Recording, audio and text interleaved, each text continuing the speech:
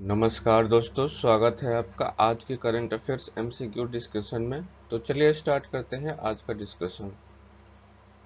सबसे पहले हम बात करेंगे करंट अफेयर्स फैक्ट के बारे में। और पहला जो फैक्ट है उसमें कहा गया है कि परम रुद्र सुपर कंप्यूटर जो है उसको लॉन्च किया गया है प्रधानमंत्री के द्वारा। तो परम रुद्र सुपर कंप्यूटर क्या है? सु, परम रुद्र सुपर कंप्यूटर जो है वो आपको कॉम्प्लेक्स कैलकुलेशन करने के लिए बनाया गया है। और ये आपको नेशनल सुपर कंप्यूटिंग मिशन का नेशनल सुपर कंप्यूटर मिशन के तहत इसका निर्माण किया गया है। इसकी अगर खासियत की बात की जाए तो इसके द्वारा भौतिकी में रिसर्च, कॉस्मोलॉजी में रिसर्च के लिए, क्लाइमेट यानी कि मौसम का पूर्वानुमान लगाने के लिए, फिर उसके बाद से जलवायु परिवर्तन के बारे में जानकारी इकट्ठा करने के लिए इसके संबंध में जो है जानकारी इकट्ठा करने के लिए इसका प्रयोग किया जाएगा। अगर इसकी कैपेसिटी की बात की जाए तो इसमें आपको 35 टीबी यानी कि टेराबाइट मेमोरी लगा हुआ है। 2 पेटाबाइट जो है इसमें स्टोरेज है, 2 पेटाबाइट जो है इसमें स्टोरेज है। और इसको जो है देश के 3 शहरों में इंस्टॉल किया गया है। पहला शहर है आपका पुणे, दूसरा है कोलकाता और तीसरा है आपको दिल्ली। पुणे, कोलकाता और दिल्ली। तो ये थी आपको अ, परम रुद्र के बारे में।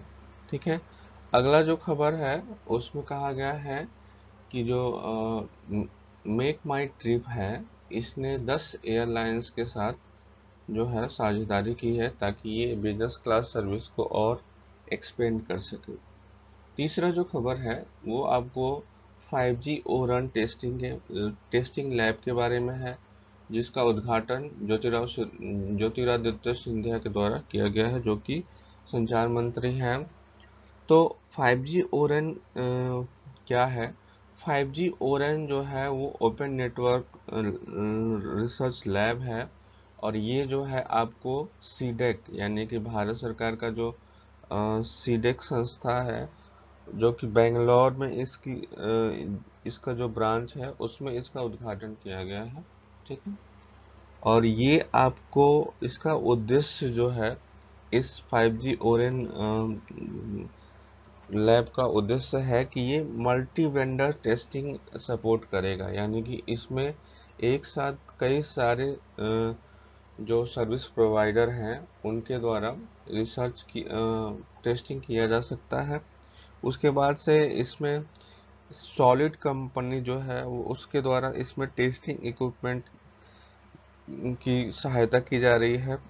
इसके द्वारा जो है 5G का ओपन नेटवर्क एस्टेब्लिश करने में सहायता मिलेगी। उसके बाद अगली खबर जो है वो लालवन्ना को हाल ही में भारत के कंबोडिया में भारत का राजदूत नियुक्त किया गया है कंबोडिया में। अगली जो खबर है उसमें आपको शिगेरू इशिबा के बारे में है। शिगेरू इशिबा, ये आप फोटो में देख सकते हैं। शिगेरू इशिबा जो है इनको जापान का अगला प्रधानमंत्री नियुक्त किया गया है।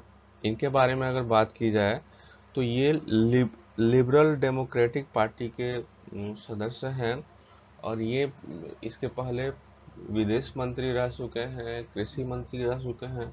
यानी कि इनका जो राजनीतिक कैरियर है वो काफी शानदार रहा है। और इनको जो है अभी हाल ही में चुनाव जो हुआ था उसमें जीत हासिल हुई है। इसके बाद हम बात करते हैं अगले क्रिकेटर जो अभी हाल ही में जो क्रिकेटर थे जिन्होंने संन्यास लिया, उनका नाम है ड्वेन ब्रावो और ये वेस्ट इंडीज के खिलाड़ी हैं। ठीक है, अब बात करते हैं हम ऑनलाइनर के बारे में।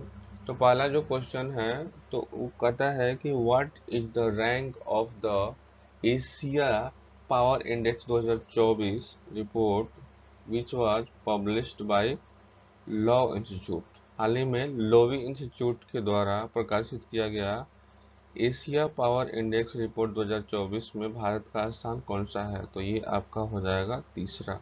पहले स्थान पे जो है वो यूएसए है, पहले स्थान पे यूएसए है, दूसरे स्थान पे जो है वो चाइना है, दूसरे स्थान पे चाइना है, और तीसरे स्थान पे जो है आपको भारत है। तीसरे स्थान पर इसके पहले जो था वो जापान था, तो भारत ने जापान को पीछे छोड़ दिया है। ठीक है, इसकी व्याख्या देखते हैं तो एशिया पावर इंडेक्स जो है 2024 वो आपको लोवी इंस्टीट्यूट के द्वारा जारी किया गया है, और इसमें आपको जापान को भारत ने पीछे छोड़ दिया है, तो थर्ड रैंकर बन गया है एशिया में। ये जो इंडेक्स है इसमें आपको 27 कंट्रीज के 27 कंट्री के बारे में इस रिपोर्ट में चर्चा की गई है, जिसके बारे में जो रिपोर्ट जारी करने का जो स्टैंडर्ड है, मानक है, उसमें आपको सबसे पहले मिलिट्री कैपेबिलिटी की बात की गई है, फिर इकोनॉमिक रिलेशनशिप की बात की गई है, कल्चरल इन्फ्लुएंस की बात की गई है, और उसके अलावा जो भी फैक्टर्स है उसकी बात की गई है। यानी कि तीन जो फैक्टर्स हैं, पहला फैक्टर है मिलिट्री कैपेबिलिटी, दूसरा है इकोनॉमिक रिलेशनशिप, और तीसरा जो है कल्चरल इन्फ्लुएंस। और इसमें पहला स्थान पे जो है वो यूएसए है, दूसरे स्थान पे आपको चाइना है, और तीसरे स्थान पे जो है वो भारत आ गया है। इसके पहले जो था वो जापान था। इस रिपोर्ट में कहा गया है कि भारत के पास ग्रोथ के काफ़ी सारे पोटेंशियल है, और इसका कारण जो है कि भारत का जो वास्ट पॉपुलेशन है और रिसोर्स जो है वो आपको यंग है, यानी कि भारत में यंग जनरेशन ज़्यादा है, जो कि पोटेंशियल है आपको फास्ट ग्रोइंग इकोनॉमी की। ठीक है, अगला क्वेश्चन है, कहता है कि recently the second edition of US UP international trade show was inaugurated in which region? हाल ही में उत्तर प्रदेश के किस क्षेत्र में यूपी इंटरनेशनल ट्रेड शो के दूसरे संस्करण का उद्घाटन किया गया है? तो इसका आंसर हो जाएगा ग्रेटर नोएडा। इसका आंसर हो जाएगा ग्रेटर नोएडा। और इसकी बात की जाए तो इसका उद्घाटन जो है उपराष्ट्रपति जगदीप धनखड़ के द्वारा किया गया है, और ये आपको second UP international trade show था जो कि ग्रेटर नोएडा में आयोजित हुआ। इस इवेंट की बात की जाए तो इसमें आपको 350 रिप्रेजेंटेटिव्स जो थे वो आपको 70 कंट्री से भाग लिए थे, और इसमें इनका फोकस था कि इकोनॉमिक ग्रोथ को कैसे बूस्ट किया जाए। उत्तर प्रदेश जो है वो आपको देश के विकास का ग्रोथ इंजन है। फर्स्ट एडिशन जो हुआ था उसका उद्घाटन जो है प्रेसिडेंट द्रौपदी मुर्मू के द्वारा किया गया था, प्रेसिडेंट द्रौपदी मुर्मू के द्वारा किया गया था। ठीक है, तो ये थी आपको यूपी इंटरनेशनल ट्रेड शो के बारे में, जो कि ग्रेटर नोएडा में उद्घाटन हुआ है, और जगदीप धनखड़ के द्वारा इसका जो है उद्घाटन किया गया है। ठीक है, recently Russia and China launch the ocean 24 naval exercise in which water body? हाल ही में रूस और चीन ने किस जल निकाय में ओशन 24 नौसैनिक अभ्यास शुरू किया है? तो ये आपको हो जाएगा sea of Japan, sea of Japan में। रसिया और चाइना ने जो है नौसैनिक अभ्यास जो है वो किया है, जिसका नाम है ओशिन 24, और ये आपको सी ऑफ जापान में हुआ है। इससे उनके मिलिट्री कोऑपरेशन के बारे में अंदाजा लगेगा। The sea of Japan is a marginal sea, और ये आपको वेस्टर्न पैसिफिक में आपको सी ऑफ जापान पड़ता है। इसके इस सटा ये आपको रसिया से सटा हुआ बॉर्डर है, Russia, North Korea, South Korea, Japan. It connects to East China Sea, Okhotsk Sea, inland sea of Japan, Pacific Ocean through various straits. The deepest point of the Sea of Japan is the Dohoku Sea Mount and underwater volcano. This exercise signals significant political moment. इसमें जो सी of Japan की बात की जाए तो इसमें एक volcano है जो कि अंडर वाटर है और जिसका नाम है डोहोकू सी माउंट, डोहोकू सी माउंट। ठीक है, अब बात करते हैं हम अगले प्रश्न की, जिसमें कहा गया है कि recently which community becomes the six PVTG to get habitat rights over forest in Odisha. हाल ही में उड़ीसा में वनों पर आवास अधिकार पाने वाला छठा पीवीटीजी कौन सा समुदाय बन गया है? तो इसमें हो जाएगा आपका मनकीड़िया समुदाय। मनकीड़िया समुदाय, मनकीड़िया समुदाय की बात की जाए तो ये आपको उड़ीसा की में एक समुदाय है जो कि छठा वल्नरेबल ट्राइबल ग्रुप बन गया है, पार्टिकुलरली वल्नरेबल ट्राइबल ग्रुप बन गया है जिन्होंने हैबिटेट्स राइट्स पाया है। They are semi nomadic group, ये आपको सेमी नोमैडिक ग्रुप हैं जो कि बिरहोर ट्राइब के पार्ट हैं, बिरहोर ट्राइब के पार्ट हैं और ये आपको मुख्यतः जंगलों में रहते हैं। मनकीड़िया मनकीड़िया जो है वो घुमक्कड़ किस्म के होते हैं और वो घूम घूम के अपना जो है जीविका पालन करते हैं जंगलों में। ये आपको wondering life style, temporary settlement इनका होता है और इसी को कहा जाता है कम कुंभास, कुंभास कहा जाता है, यानी कि घूमते रहते हैं, कुंभास कहा जाता है इसको।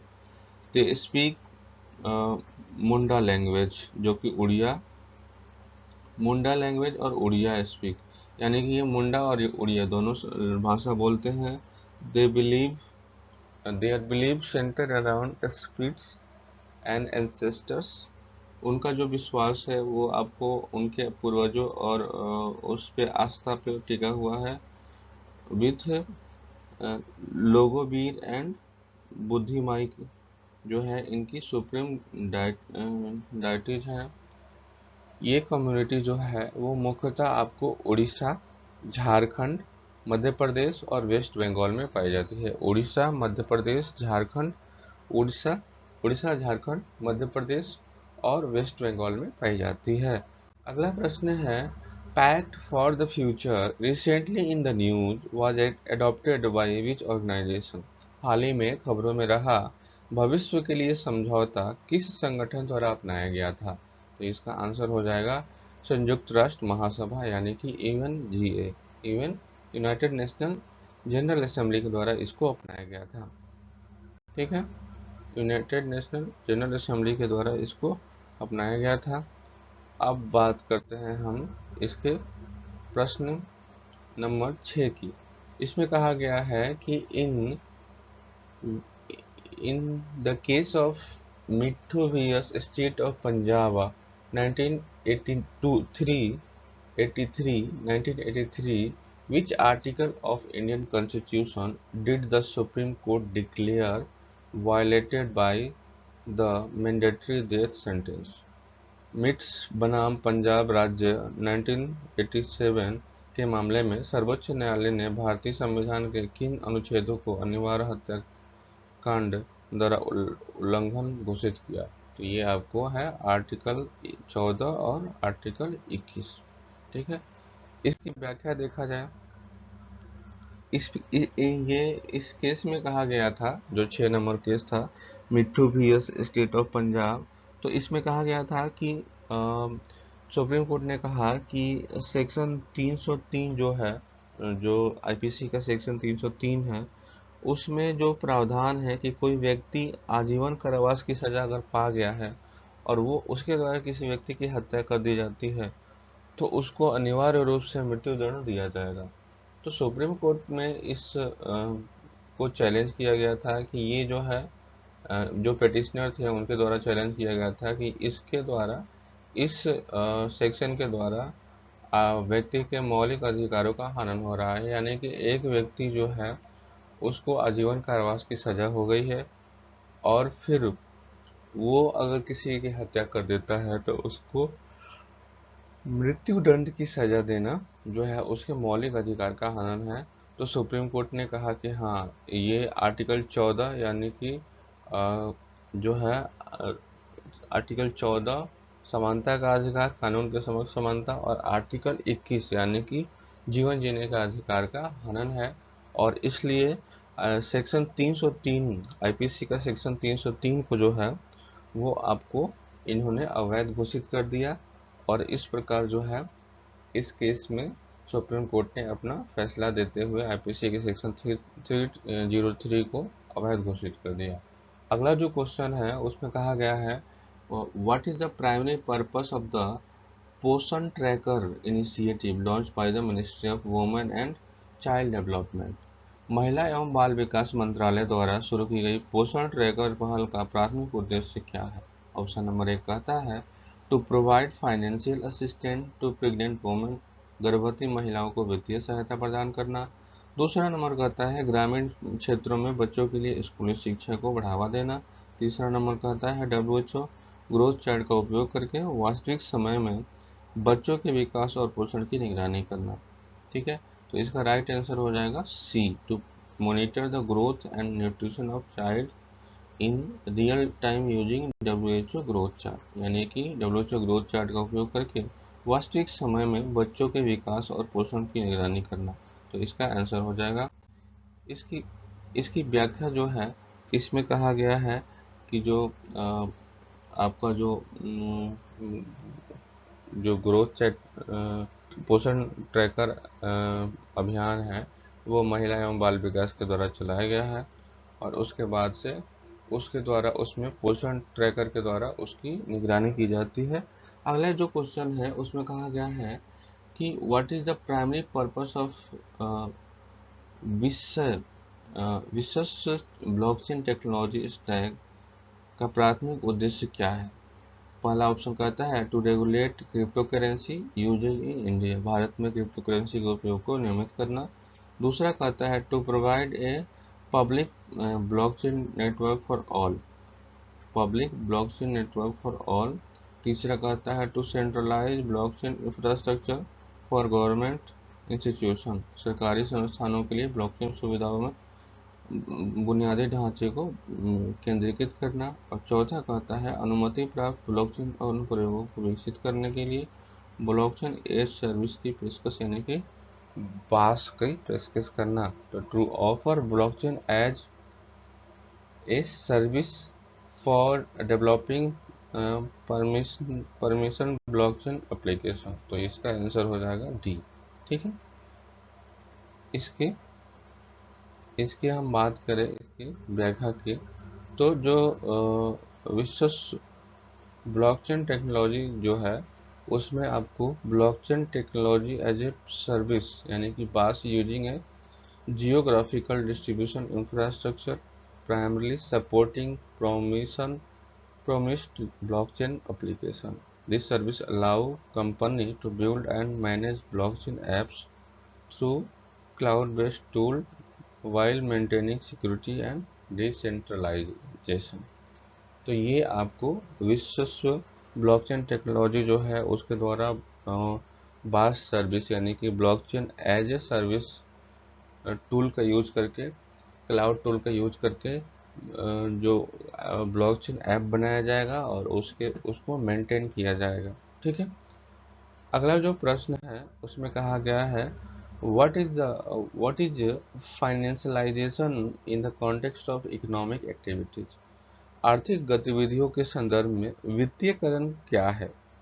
पहला ऑप्शन कहता है when the government increase direct control over the financial sector, जब सरकार वित्तीय क्षेत्र पर प्रत्यक्ष नियंत्रण बढ़ाती है। ऑप्शन नंबर 2 कहता है when financial markets and institution dominate economic activities overshadowing production and investment, जब वित्तीय बाजार और संस्थाएं आर्थिक गतिविधियों पर हावी हो जाती है, उत्पादन और निवेश को पीछे छोड़ देती है।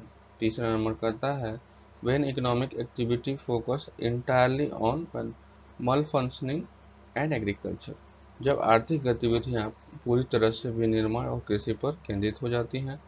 चौथा नंबर कहता है when global trade increase and dependence on foreign exchange market, जब वैश्विक व्यापार विदेशी मुद्रा बाजारों पर निर्भरता बढ़ाता है। तो इसका आंसर हो जाएगा बी, यानी कि जब वित्तीय बाजार और आर्थिक संस्थाएं आर्थिक गतिविधियों पर हावी हो जाती हैं तो उत्पादन और निवेश को पीछे छोड़ देती हैं। तो ये एक फिनोमेना है आर्थिक गतिविधि का। फाइनेंशियलाइजेशन जो है वो आपको कहता है कि increasing dominance of financial markets, वित्तीय बाजार का डोमिनेंस हो जाता है, फाइनेंशियल मोटिव्स, फाइनेंशियल इंस्टीट्यूशन का जो है वो अर्थव्यवस्था पे डोमेन हो जाता है, often overshading real economic activities like production, investment, यानी कि जो उत्पादन और निवेश जो है उसमें जो है कमी आ जाती है। It indicates a shift in focus from traditional economic sectors to financial driven economics। तो ये आपको भारत में भारतीय अर्थव्यवस्था में इसकी झलक जो है वो देखी जा रही है कि भारत की इकोनॉमिक जो है वो शिफ्ट हो रही है फाइनेंशियल मार्केट्स की तरफ, ठीक है। और जो मैन्युफैक्चरिंग ग्रोथ है वो थोड़ा स्लो डाउन हुआ है, ठीक है। अगला जो क्वेश्चन है उसमें कहा गया है कि what is the primary purpose of the India graphene engineering and innovation centre, यानी कि IGEIC launch by the ministry of electronics and IT. Electronics और आईटी मंत्रालय द्वारा शुरू किए गए भारत ग्राफीन इंजीनियरिंग और नवाचार केंद्र का प्राथमिक उद्देश्य क्या है। ऑप्शन नंबर ए कहता है to focus solely on academic research related to graphene, केवल ग्राफीन से संबंधित अकादमिक शोध पर ध्यान देना। दूसरा नंबर कहता है to regulate the import and export of graphene in India, Bharat में ग्राफीन के आयात और निर्यात को विनियमित करना। तीसरा नंबर कहता है to breach the gap between graphene research and development and commercialisation, graphene अनुसंधान और विकास तथा व्यवसायीकरण के बीच की खाई को पाटना। और चौथा नंबर कहता है to produce the export of graphene based products of international market, अंतर्राष्ट्रीय बाजार में ग्राफीन आधारित उत्पादों के निर्यात को बढ़ावा देना।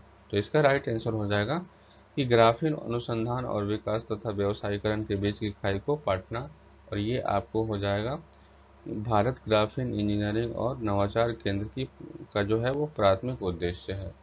इसकी व्याख्या देखते हैं। जो India graphene engineering and innovation centre जो है वो आपको इस्टेब्लिश किया गया था to bridge the gap between research and development and commercialization in the field of graphene technology, offering support to startups and industry to foster innovation and development in this high of potential field। ठीक है, तो ये थी आज की discussion. मिलते हैं अगले डिस्कशन में, तब तक के लिए धन्यवाद।